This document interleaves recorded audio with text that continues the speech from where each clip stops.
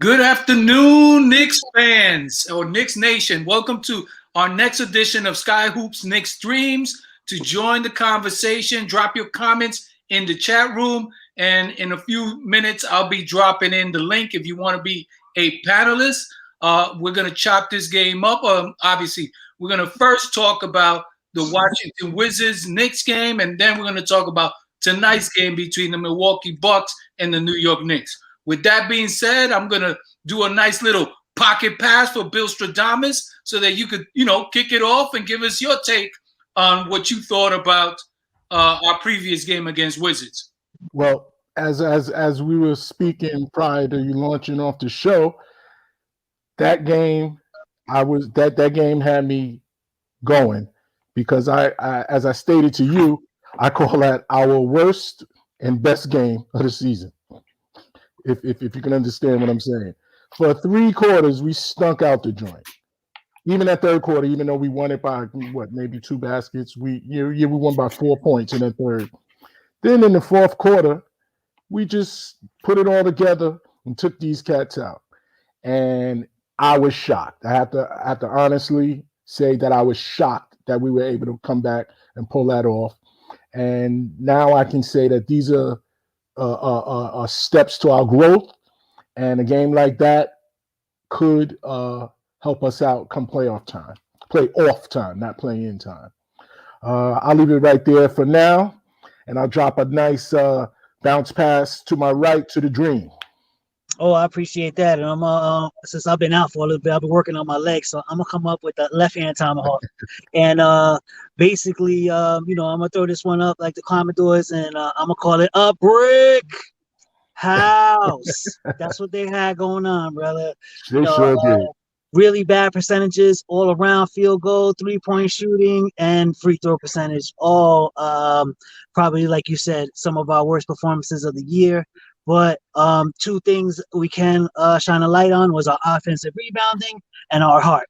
And that's what basically pulled this game out, because as I was following the feed, I didn't get to watch the game, but I followed the feed and I try to track along with you guys. But man, it was sounding and looking real bad for a while, and it was looking like a loss that we were going to be complaining about and crying about for a while, because we don't need to take these kind of losses. These kind of ones we need to definitely put in the W column and keep it moving,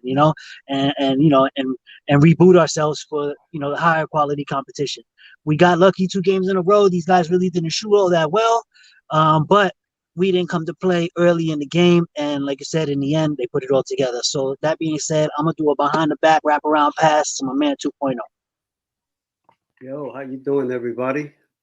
Thank you for that pass. So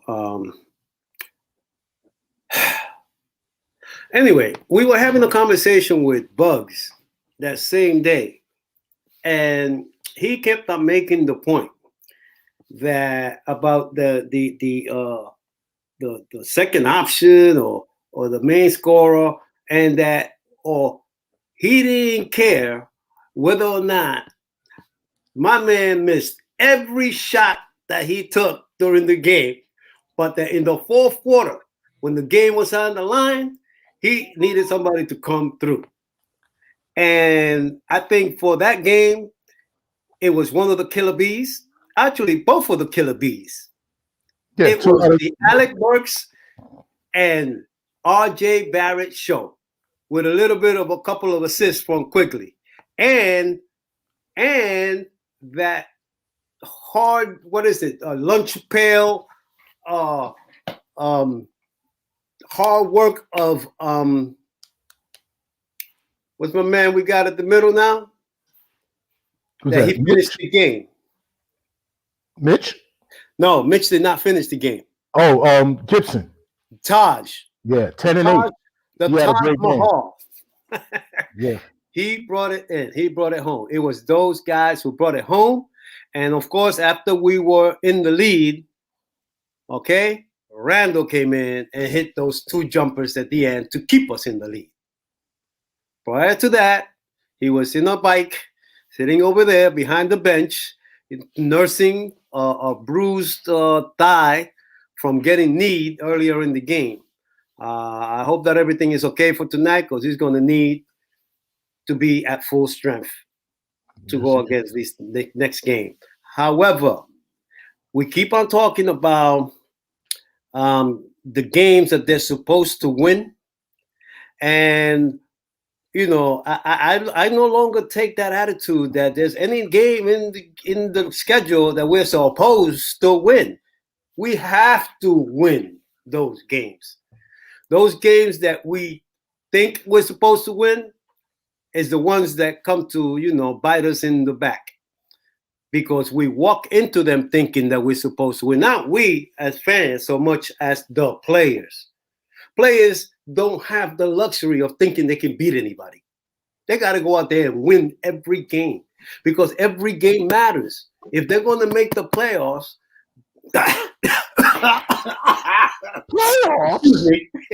excuse me, I almost get choked using those words. But if we are going to advance into late into the season, let's say that, and play meaningful games in late May and June, which is, I think, how far this is going to go this year. We got to take every game. I think we said it in this program before, man. Every possession counts. Every possession. We don't have the luxury of those mental lapses and those 14-point quarters. And they're starting the game like I think they walked into that game thinking that they had already won it. And that's what I mean by they cannot think for 1 minute that they can beat anybody. I don't care if I don't think that they should think that they're going to lose the game either. They want to go in there thinking that they're going to win, but not take it to the extent that all they have to do is, show up. So I pass it back. I'm throwing it up in the air. I think Bill, Dream, me, Santana. Yeah, this is one of those types of game, unfortunately, that we lucky we won. That's the reality. Yeah, everybody's happy that they came out in the fourth quarter and they pulled the game out. But, the way you approach the game says more about the team than the way you finish this particular game. Because like 2.0 said, they probably approached this game thinking, we got this game in the bag. They underestimated probably the pride of the Wizards, because their pride was hurt. They were getting blown out by 30 at one point, the first game that they played, or the second game that they played, because this is their third game that they played against each other. So that second game where we were at the game, yeah, of course, the Knicks ran away with it, and then of course they let the foot off the gas, and the Wizards came back, but still the Knicks pulled it off.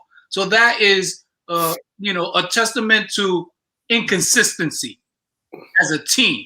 You know what I mean? Because you have to approach it with the attitude that you got to come out there and win the game. Not assume that you're going to win it just because, but you got to have that kind of approach. That being said, now when we start playing these better teams, this is going to be a true testament of who we are, how good we are, or how good we may not be. Okay? Because in the last time when we played Milwaukee, obviously, we lost to them.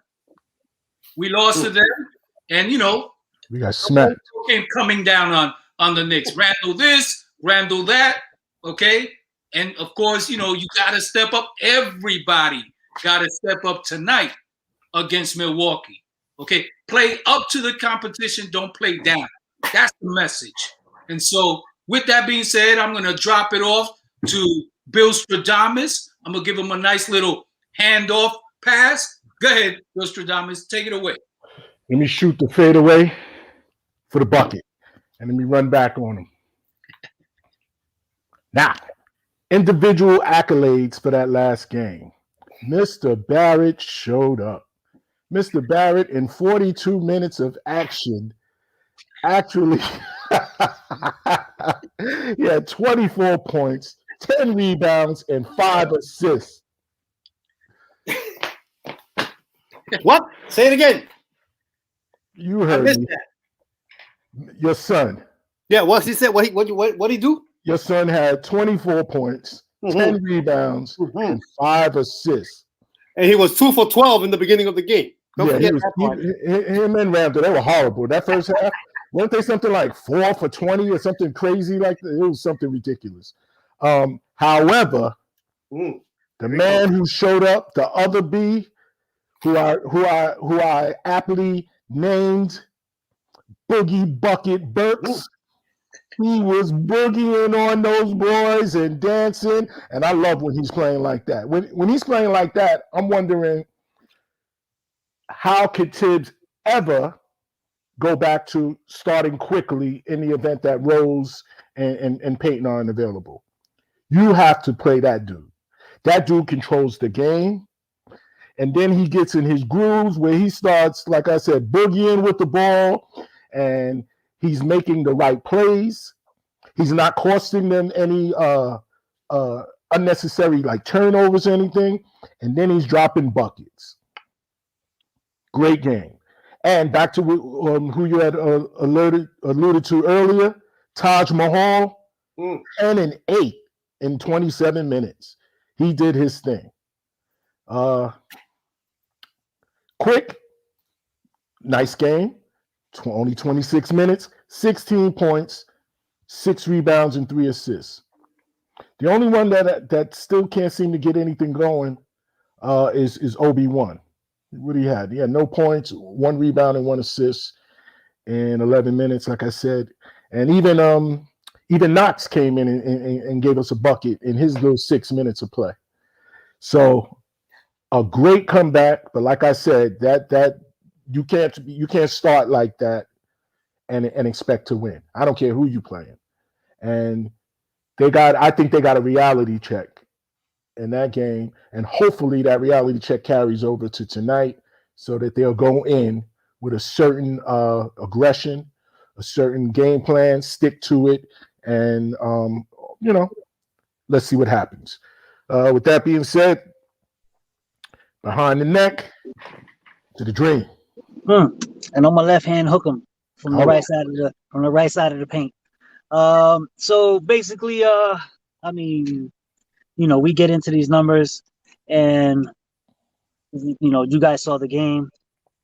We ran into 92 shots again. The only good thing about that is that we needed all those almost 20 extra plus shots of field goal attempts in general to generate the offense necessary enough to pull the comeback off, because they actually made more field goals than us. Yep. And in most of the stats from top to bottom, they beat us. They beat us in points in the paint. They beat us in assists. They beat us in a bunch of areas. I think even they got us turned over almost even. But points off turnovers, they beat us in stats like that. So, we talked about it before. A real sloppy beginning. They actually deserve to lose the game. Right. But the offensive rebounds, giving us second chance shots, and the heart is really what carried us through. And I think as New York fans, we should be really proud of that. Not the first half, but proud that, in a game that they came out and stunk it up, at least they put their foot in the ground and realized what was going on and what was at stake, right? And they threw their pride on their back and carried us through to a win. And, a couple points here and there. But you don't want to look back at this as like, that one loss really affected how we shook in the standings. That one win really boosted us back up to basically, a tie for fourth. We're a half game out, but by mere percentage points, because we both have the same amount of wins with Charlotte, and especially with, the trading deadline just passing and not really doing a whole lot to affect the team. I guess we're going to rely on the fact that we're going to get back some of our horses, and that'll carry us through and give us the spark that we need. We're going to get Rose back at some point. We just got Mitch back. He's working his way back into being an effective part of our lineup and stuff, and we'll see what the buyout market brings by the end of the weekend.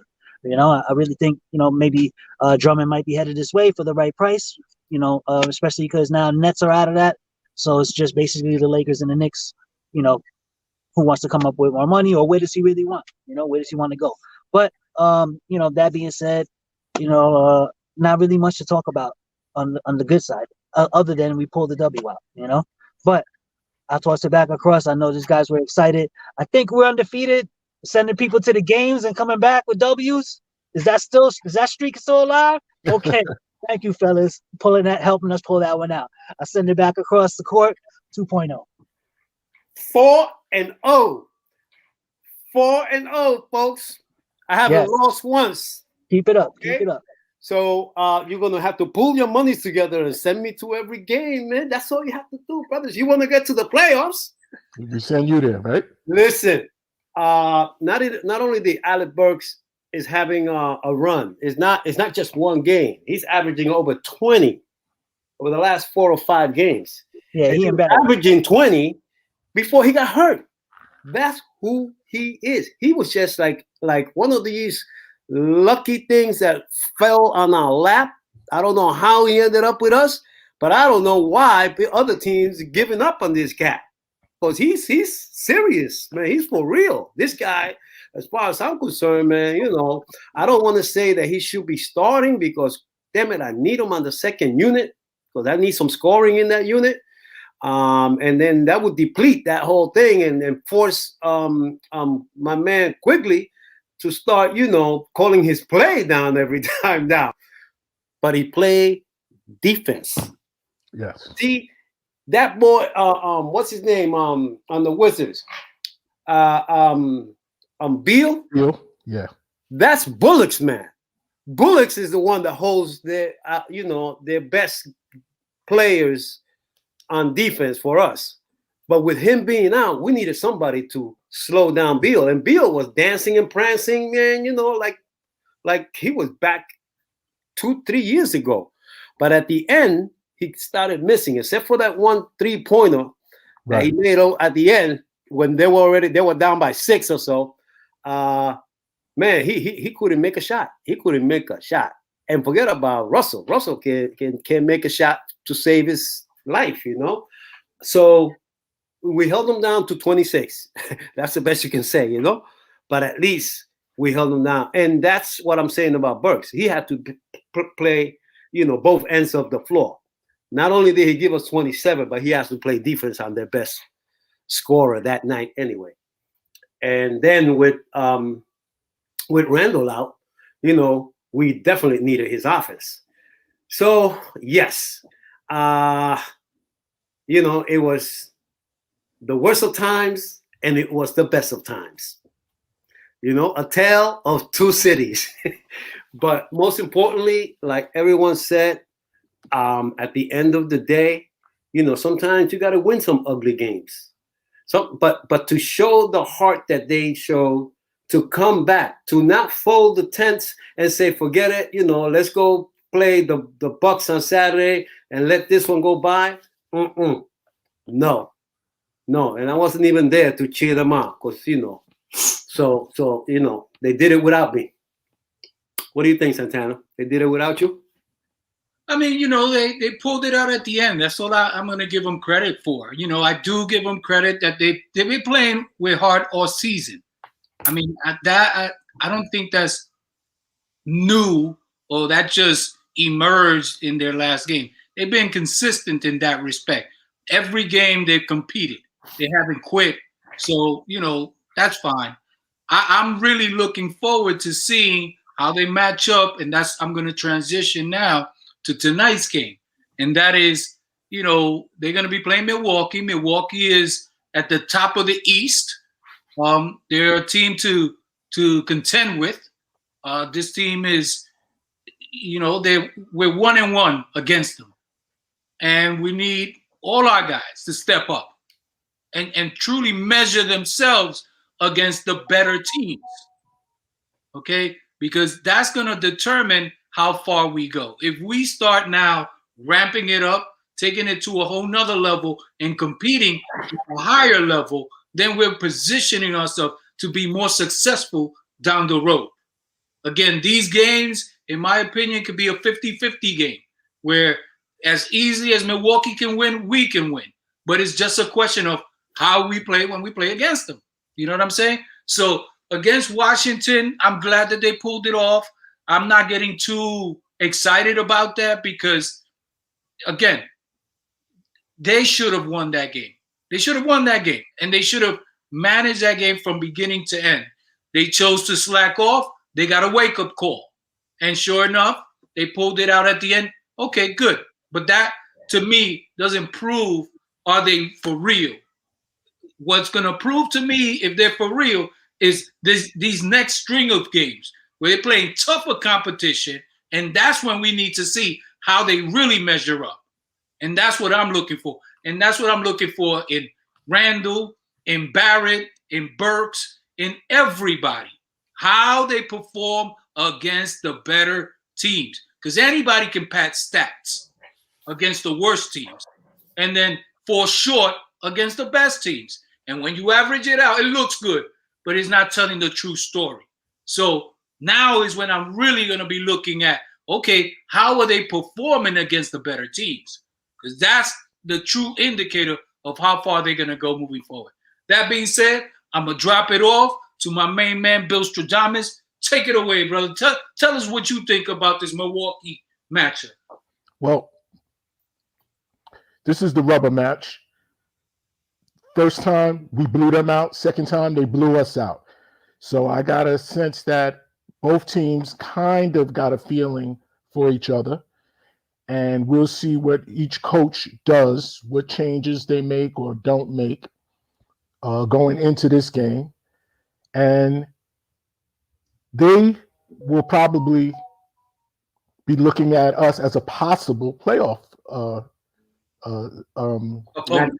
opponent. And therefore, they're going to be trying to work out certain things.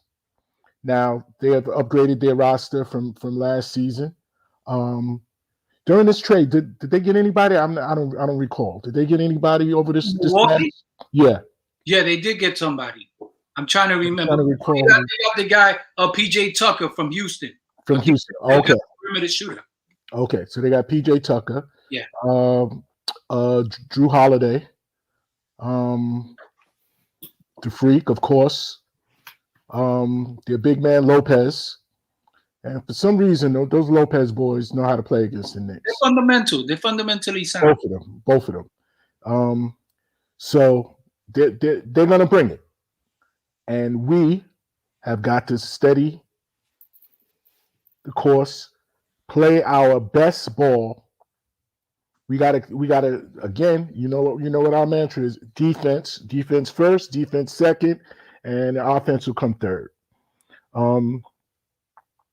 We got to move the ball around. Although we won that game against the Wizards, we had like something like 14 assists. Yeah, 14 assists, and they had 26 assists. That's not good. 14 assists against Milwaukee is not going to do it for us tonight. So we got to move the ball around, take shots in your spot, stay away from threes. I thought last game that our 3-point shooting was ridiculous. We were 7 for 28, which is 25%. And out of them 28, I think we took maybe 8 or 9 too many threes. Especially in the beginning of that game, we were just chucking up threes and not hitting it. I think Barrett hit our first three at either the end of the second or the third quarter, something like that. When we dropped our first three, I think it was sometime in the end of the second quarter. We gotta stop with that 3-point shooting, because that's how we got down by the double-digit margin, trying to match them bucket for bucket. Then we also let Westbrook. He didn't do a lot of scoring, but the brother had like 18 rebounds. That's that should not have been as well. Although we out-rebounded them 55 to 46, and we had 18 offensive rebounds to their 8. This man was allowed to get 18 rebounds. Can't let that happen. Our guys in the middle, I don't know if you guys noticed, but okay, Mitch, that was his second and third game back, and Peyton's second game back. They kind of cooled off. They did very well in their first games back, but then both of them didn't do much in this past game. I mean, 21 minutes for Peyton, 8 points and 4 rebounds, not 1 assist. You're the starting point guard. That's not good. Mitchell Robinson, he played 21 minutes as well, 6 points, 7 rebounds. You got to do a little better than that. Everyone was missing you when you were out because of your productivity, and he seems to have dipped a little based on your first two performances back. Again, Barrett, Gibson, a little quickly, and Boogie Burks, and then Randall at the end. He held us down, hit some clutch shots, and we pulled it out. 2 big shots, and we pulled it out. And talk some trash too on the way back. Oh yeah. Didn't he flex on one too? Didn't he do the? No, that was. Oh, okay. That was your son. Yeah, that's my son. Beal tried to block him, maul him. I think he even bit him at that point. But they were blocking his shot in that first quarter. Oh, they were blocking him, coming from behind him and everything. Yeah, they was getting him. Hey, Russell, I think that was pulled back from the previous game where Barrett throw Russell's shot into the third row. That was payback. So that was payback. But like Santana stated, we have to be steady. We got to play hard. And don't rely on that game to determine what we're going to do this game, because we did what we were supposed to do, more or less. We were supposed to beat them 2 games, and we did. Although we were very lucky, as Dream stated, to win that last game, we did it anyhow. And now we face tonight's opponent, which is going to be much tougher.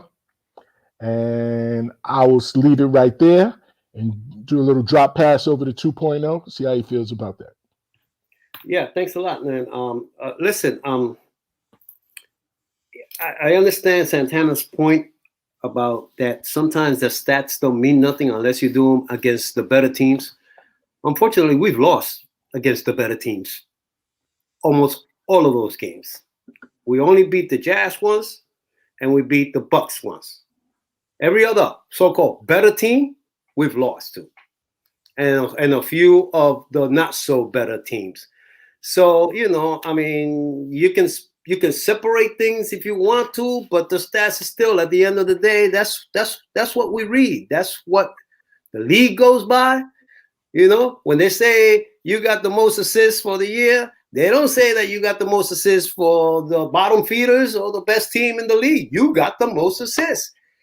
When you're the MVP, you were MVP when you were playing the Pelicans, or when you were playing the Bulls, or when you were playing the Clippers. It's like, you were playing the game that was in front of you. So I give them credit for their stats. I don't care if sometimes we have stats and we lose the game. It's still what you did. You can't take that away from the man. They got on the court, you know what I'm saying? He laced them up. He played his game. And, whether you win or lose is a byproduct of the rest of the team. But the man is getting his stats. And I'm still saying the Killer Bees are doing what they're supposed to do. And that's what we got. So we have to appreciate that we got that much, because we ain't getting nothing else. And maybe that guy Drummond might be on his way. But other than that, there's nothing else coming to New York this year. And I don't think there's anything else out there that's going to make a splash. Only Drummond is going to solidify the middle. That's the only thing. And if he doesn't come, well, so be it, man. I'll live and die with this team to the end. I'll ride them all the way to the end as far as they take us. And I will consider this a successful season. Is that pom-poms I see behind you? You don't see them? I see them. I see some pom-poms behind you. They were yours. I got them from you. That's pink pom-poms. Okay? So yes, sirree. We have reason to be joyful. There is joy in Mudville, or whatever that was, All right? So come on, guys. They won an ugly game, man. They could have lost an ugly game too, That's true. That's true. They won an ugly game, man. We need to win. Santana, you said that. They got to learn. They learn from the experiences of winning those games that they struggle through. All right? When you're winning by 30, there's no learning there. Everybody's like, yay! know what I'm saying? Patting each other on the back, high-fiving the bench. The bench is going wild, okay? But when you're in the game that you got to nick back and forth and you got some two-headed monsters over there, going, and we're giving up and they're stealing the ball and we didn't fumble and bumble or bumble and bumble. We were what? We weren't wishing, we were swishing. Okay? Everything came. Everything came. So that is the mark of a good team. That's a mark of a good team. I don't care. You don't have to show me again. You showed it to me. You showed it, and they've done it in the past too. They've won some of these close games, and they came back from large leads against even better competition, aka Brooklyn. Brooklyn was, man, you could see the stains in their shorts already with the pressure that the Knicks put on them in those last 2 minutes. Okay? So, hey, your boys are doing good. And, I'm grateful for what they're giving me. And I want them to continue to develop these young kids. Okay? We need to develop Obi. And if we don't develop Obi this year, he's going to be another Knox. So he needs opportunities. And he needs to relax. His shoulders are up here like this every time he plays. What the? Hey, come on, man.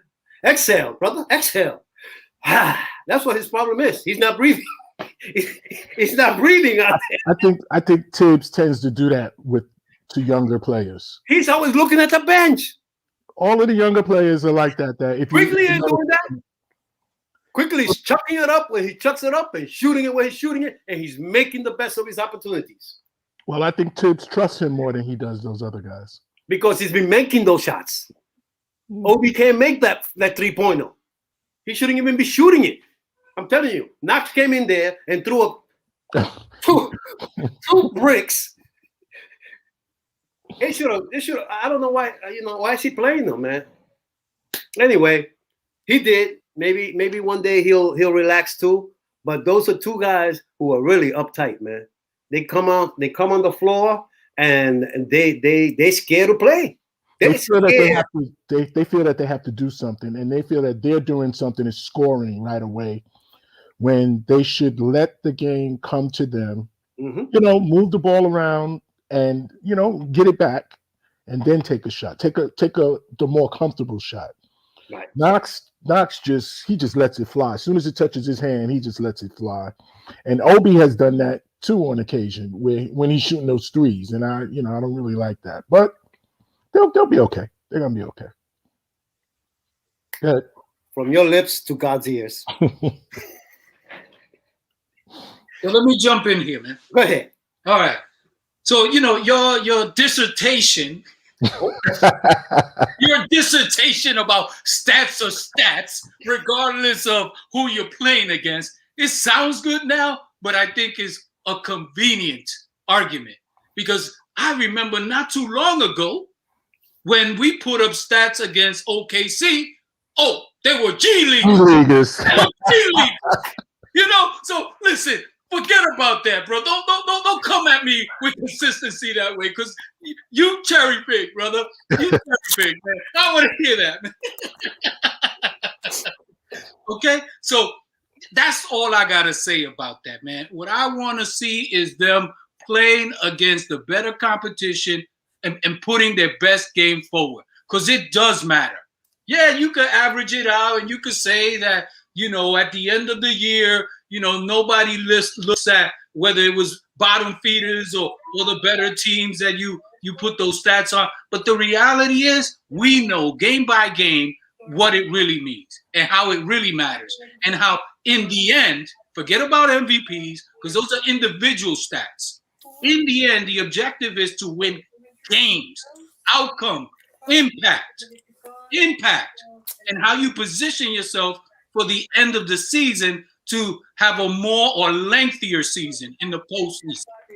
So that's all I'm going to say about that. What I want to do right now is I want to share some stats, because I think we really have to look at this in terms of what we're going up against and how we should perform, hopefully, against them.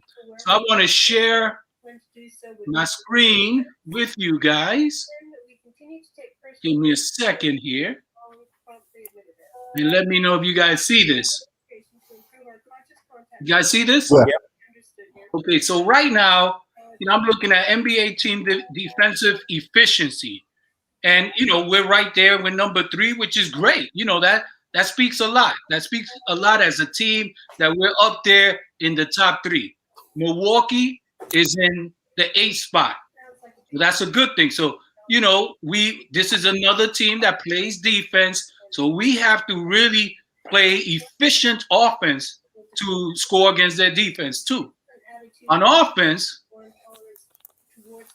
they're listed 5.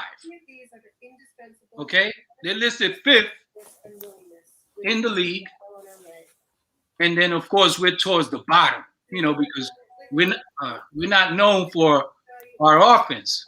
Okay, so right now they're in the top 8 on 2 key stats. One, team defensive, efficiency, and the other being team offensive efficiency. And what we have over them is our team defensive efficiency. So that means that we have to play our best games on both the offensive and defensive side of the ball to win. So I'm hopeful that being said, let me stop sharing. Okay, let me close that up. Okay. I'm hopeful that when we come out to play today, being that it's a rubber match, and potentially I don't think they're going to play them a 4th time, at least not in the regular season, that we're going to come out and we're going to truly, put our best effort forward. Because if this is a preview to the playoffs and this is the game, you want to send a message. Right. You know what I'm saying? So that's what I'm looking at as a team, how we approach it on both sides of the ball, because that's what we're up against. The best that they have to offer. They're top of the East in standings, and then in terms of efficiency on the offensive end and the defensive, they're top 8. So with that being said, I want to pass it off to Bill Stradamus. Okay, tonight's game is going to be predicated on our team defense. I have to play team defense against these cats because, of course, we don't have anybody who can stop the freak one-on-one, or even these other guys one-on-one. Really, Middleton. That's the guy I forgot about first go around. So our team defense has to come to ball. Our offense will work itself out. That team defense is going to be tested early, I believe, because I think they're going to come in and try to slap us quick, give us the quick knockout.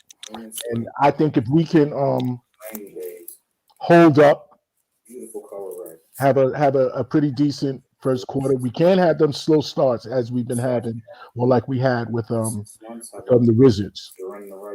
We have to take better shots than we did against the Wizards in the beginning of the game.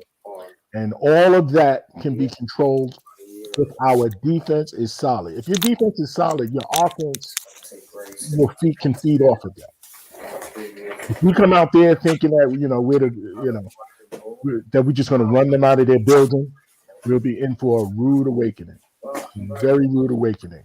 And I'm glad that we're coming into Milwaukee after getting that wake-up call, as opposed to if the 2 games against the Wizards went the other way. We had the tough game first and then blew them out.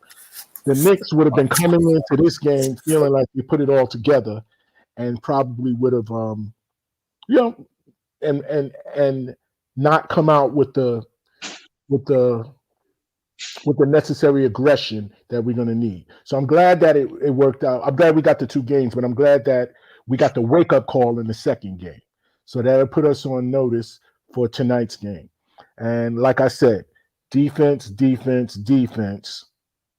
then offense. And I think we'll be okay.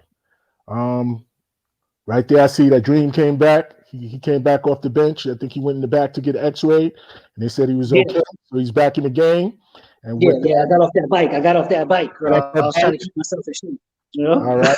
So let me see if your legs are all right. We throw a lob towards the basket. Go get it. Oh, I still got this. I'll catch that and I'll reverse JR Ryder, double reverse slam on it. I still got legs. I remember still that. got legs.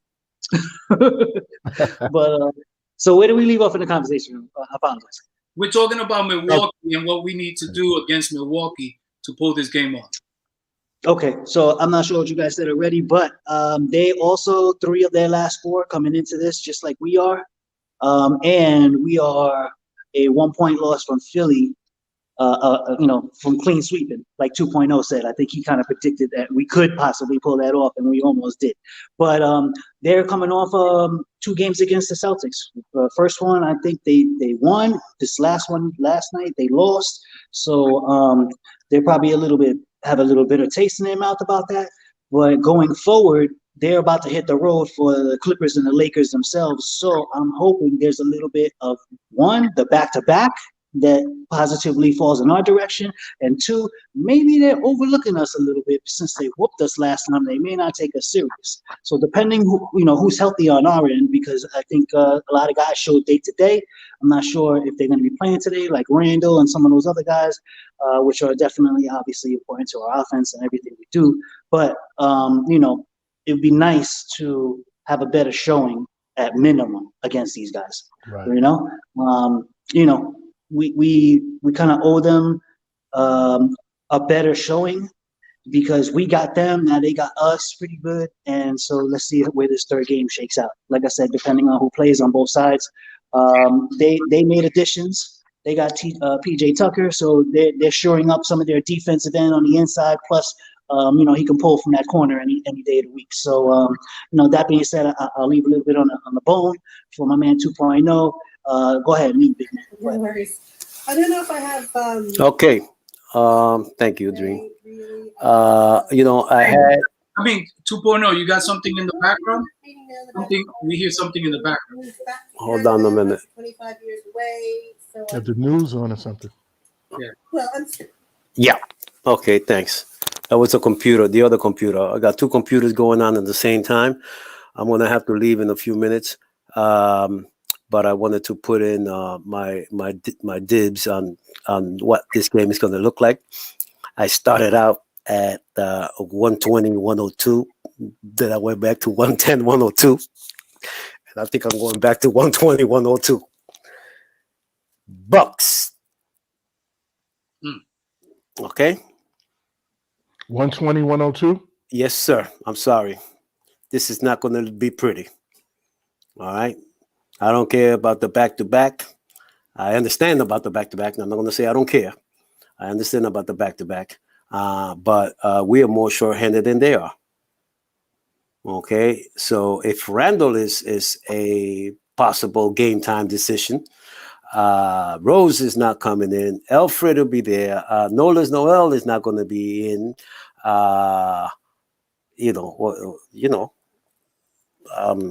We short-handed. Major. So no Rose again? No. Oh. I think I saw Rose on the injury report.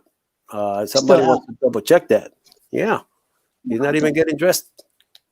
He's getting dressed, but he's not putting on a uniform. Yeah. He's got regular clothes, He's going to the club instead of to the crib. So I don't know. Even our best effort will probably get us at 110, 102. Okay. And I'm praying that my prediction does not come anywhere near, and that they'll throw me around a hook and knock me out of my seat with their performance tonight. So take it away, Santana. Previously, and I know Dream, you wasn't on the broadcast at that moment. And what I did was I shared the team offensive and defensive efficiencies of both teams. Yeah, and, good. in a nutshell, Milwaukee Bucks the top 8 on both sides of it. The Knicks are top 8 or 3 in the defensive side, but then on the offensive end is a tremendous drop off. And those numbers have held for the entire season. So that's been consistent across the board. So that being said, of course, the edge goes to Milwaukee because they've been that consistent. And, they're going to be playing at home. And potentially, I think they're going to want to send a message, especially if they lost against Boston, even though it's coming off, a loss and this is a back-to-back. I don't think that Milwaukee is going to take this game lightly because they truly, I think, want to say or send a message that the last game that they played was not a fluke. If anything, what they may want to prove is that the first game that we played against them, that we beat them and blew them out, was a fluke. So they're going to come and they're going to play. They're going to play hard. Now, I'm hopeful that Tibbs is going to have defense that's going to create a wall in the paint so that the freak can't get loose. But he's still got to deal with Middleton. He's still got to deal with Lopez. He's still got to deal with PJ Tucker. And they got what's that kid? The kid that came from New Orleans. You mentioned the Holiday. You know what I mean? And like 2.0 said, they have more of their team ready to play, not necessarily injured, than we do. We still have question marks. Derrick Rose, and that's a big question mark because we need him. We need him to step up. I agree with 2.0 in terms of I have to give Milwaukee the edge in this game. I have to give him the edge. I'll give him the edge 110-105. That's my take on this game. Okay, so go ahead, Bill Stradamus. All right. I'm in the same boat with you guys with regard to who I think is going to win this game. I think the Bucks are going to win. And based on the statistic that you shared earlier, it seems it's almost going to be obvious, if everyone plays to those statistics that you showed, it will come out being a Bucks win. And I give the Bucks a 116-108 victory over us. And with that being said, I'll just throw a bounce pass off the backboard to the Dream.